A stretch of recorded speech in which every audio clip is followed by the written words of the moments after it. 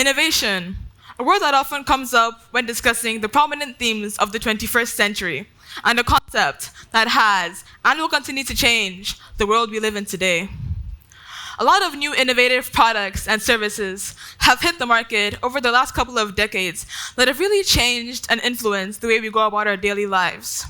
Some could even say that the people that come up with these innovative products, these innovators, if you will, are the pioneers of modern-day society. Nowadays, everyone wants to be an innovator of some sort. Everyone wants to come up with something one of a kind, something revolutionary, that could have a profound impact on mankind as we know it. We have ideas that, if further developed, could result in something groundbreaking. And with the amount of resources and assets we have available to us today, we have more than enough to become the next Alexander Graham Bell or Thomas Edison of our generation. However, some of us are still holding back. Some of us are still hesitant to take that first leap that could launch us into a whole new world. There could be a couple of reasons for this. Maybe you're not ready for your precious idea to see the light of day just yet. Maybe you don't think you're ready to start just a potentially huge project. Maybe it's a simple yet devastating case of procrastination. After all, we've all fallen victim to it at some point or other. Or maybe it's fear. A fear that your idea will flop and your confidence with it. A fear of rejection, that your idea won't do as well as you really want it to. A fear that you're not good enough. Let's talk about fear some more. In the Oxford Dictionary, it is defined as an unusual emotion caused by the threat of pain, danger, or harm. Everyone has a fear, or two, or more. You might not know it yet, or are in denial, but there's probably something you're afraid of. Something that gives you goosebumps at the mere thought or sight of it. Phobias are a bit more intense than fear, though. Referring to the Oxford Dictionary again, a phobia is defined as an extreme or irrational fear of or aversion to something. Already, you can see a huge difference. The two words fear and phobia are often used interchangeably, but the idea that they mean the same thing is false. A phobia isn't just fear. It's an intense, overwhelming reaction that goes beyond logic or reason. Whether you have a fear or a phobia, one thing remains the same.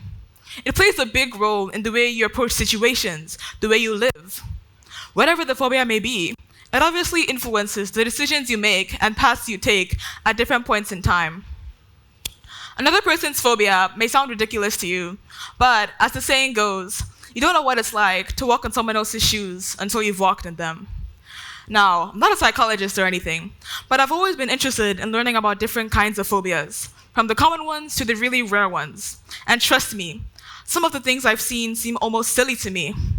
Take omphalophobia, for example, which is the fear of belly buttons. It just always seems so weird to me. Like, of all the things to be scared of, you're scared of belly buttons? Or hippopotamonstrosesquipedaliophobia, the fear of long words. A bit of a mouthful, isn't it? Kind of ironic that the name of the fear itself is one of the longest words in the English dictionary, if you ask me. These, among other uncommon phobias, may sound weird, but as I said before, they may seem like a joke to you, but could have an impairing effect on the people that have them. Personally, I have a couple of phobias myself, about 3 or 4, but my biggest and most notable phobia is glossophobia, which is the fear of public speaking. That may come as a surprise since I'm standing here right now, but I'll get to that later. It's actually one of the more common phobias. In fact, some experts estimate that as much as 77% of the population has a level of anxiety regarding public speaking. Ever since the 6th grade, I've had a fear of public speaking that was characterized by not participating in interclass debates or debates in general, refusing to speak to people I considered popular or judgmental, and rapidly beating hard whenever I was asked to do something that required me to be alone in front of people. By the 9th grade, however, I had built a reputation for myself as a responsible student who could be trusted to run errands, lead projects, and essentially speak in public. I began to notice something weird. Even the mere thought of public speaking would make my heart race, my palms sweat, and my stomach turn somersaults. My mom had always told me to strengthen my public speaking skills, because she didn't develop hers until way later in life, and she still regrets it to this day. She always told me that I'd be a great person one day, standing on stages and talking to people. Well, I guess she was right. But back then, I tried to hold it off and avoid it for as long as I could. Towards the end of my first term, my art class was split into groups, and each one was assigned a topic. We were told to make slides and visuals if we liked, and present it to the class in 2 weeks. I was in a group with 4 other people, one of which was one of my best friends, which was good, but the others were not exactly people you'd voluntarily pick to work with. To make a long story short, I was made to do all the work, as usual, and also had to speak on the slides as well, which was not what I bargained for, but I had to do it if I wanted my groups to get a good grade. The presentation went pretty well, apart from a shaky voice at times, but the aftermath was a whole different story. As I walked back to my seat, laptop in hand, I could feel myself getting fidgety and my hands trembling like crazy. I vividly remember handing over my laptop to my friend because I didn't trust myself to hold it at that point. We were told to do some drawing after our project, but I couldn't even hold the pencil. My heart was beating like a drum, and my mind was in a world of its own for the rest of the class. What was going on? This had never happened before. I was confused. I was panicking. I didn't know what to do. This feeling didn't go away until about an hour later, but even after it, I was shook. I didn't want to have this terrible experience again. So, from then on, I avoided, or at least tried to avoid, public speaking like it was the plague, in fear that I might have another panic attack like the one I had in art class that day. I did still have them though, sometimes because of public speaking, sometimes because of other things. Some were minor, just a feeling of restlessness when something was on my mind. Others were worse, way worse. I could think of a lot of bad experiences I've had or had to go through because of public speaking or doing anything public in general, but there's one I will never forget. Earlier this year, in February, I was asked by my teacher to participate in a debate with other students. No, actually, I wasn't asked. I was told I'd be doing it, and that he'd already put my name down. Well, this threw me for a loop because I really didn't like surprises of this sort. I was panicking because the debate was in 2 days, and I hadn't even done any prep or research. Debates were kind of a mixed bag of nuts for me. I enjoyed writing speeches and thinking of good arguments and comebacks, but hated the idea of actually having to present them to an audience. Things went fairly smoothly until a few minutes before the debate.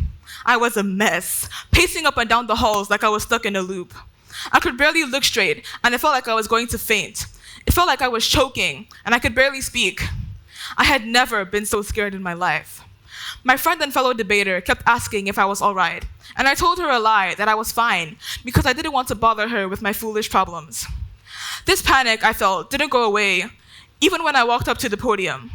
I was the second speaker on the opposing side, so thankfully I got to watch how I was done before my turn. In the end, I gave my speech, got a decent amount of applause to my surprise, and my team won. This experience really left an impact on me. I felt proud, fulfilled. I'd done something that I would have never done about a week ago. Now, you might be wondering why I didn't just pull out of the debate.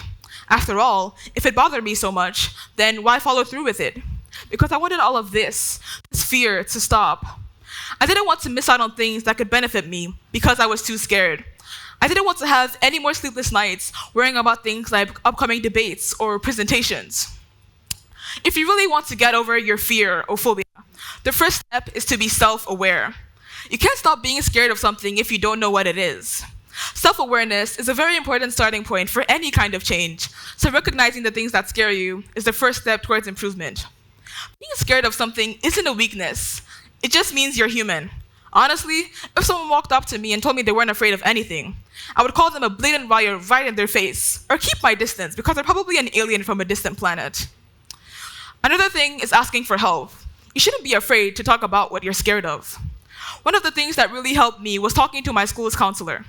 At first, I was really hesitant about it, but I realized that keeping quiet was only going to hurt me more. She talked to me about my fears and told me some ways I could improve. One of the things she told me was to avoid avoiding your fears and face them head on. As I've learned, facing your fears isn't going to make them run away. Running away from your fears isn't going to make them go away. You've probably heard of the body's flight or fight response, the body's defense mechanism against things it classifies as threats. Oftentimes, a person's first instinct is to run away and avoid the situation entirely. But running away from your fears, it only makes them get stronger. It's kind of like confessing to something bad you did. You might not want to do it, since you're afraid of getting punished.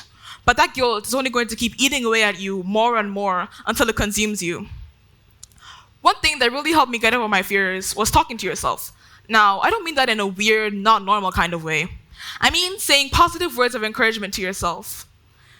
I know giving yourself a pep talk sounds weird, but it's basically trying to sweet talk your brain into thinking that everything is going to be fine. And it works. Just saying things like, I can do this, or I'll get through this, can give you the boost you need to move forward. Lastly, just think about it like this. Phobias are a figment of your imagination. Once I realized this, everything changed. Suddenly, my fears and phobias didn't seem so big anymore. Like I said before, a phobia is defined as an extreme or irrational fear of or aversion to something. If you look at that word, irrational, it means not logical or reasonable. So basically, what I'm trying to say is that phobias are nonsensical. They don't make sense. Phobias are just a ruse created by our brains that make us escalate things so out of proportion that they seem more frightening than they actually are. Phobias are just a figment of our imaginations. And once I realized this, it really changed the way I approached various situations. It gave me a logic against something illogical, a weapon I could use to eradicate any fear or doubt in my mind. Now, you might be wondering how all this relates to innovation. After all, that's what I started with. What I'm trying to say to you today is that before you can innovate the world, you must innovate yourself. Before you can change the way the world looks at things, you must change the way you look at things, the things that could be holding you back and hindering your success and growth. Because when you actively work towards going out of your comfort zone, you discover a whole new world of possibilities that you would have been blind to if you hadn't made the effort to improve. Of course, overcoming your fears is a process. It's not something that happens at the snap of your fingers. Even as I speak to you today, I still haven't fully overcome my fear of public speaking. It's a journey that could take as short as 2 months or as long as 2 years. And that's okay. Innovation, both of the world and of yourself, may be a long road, but each step leads you towards something extraordinary. And remember, the greatest innovative breakthrough is the person you become. Thank you.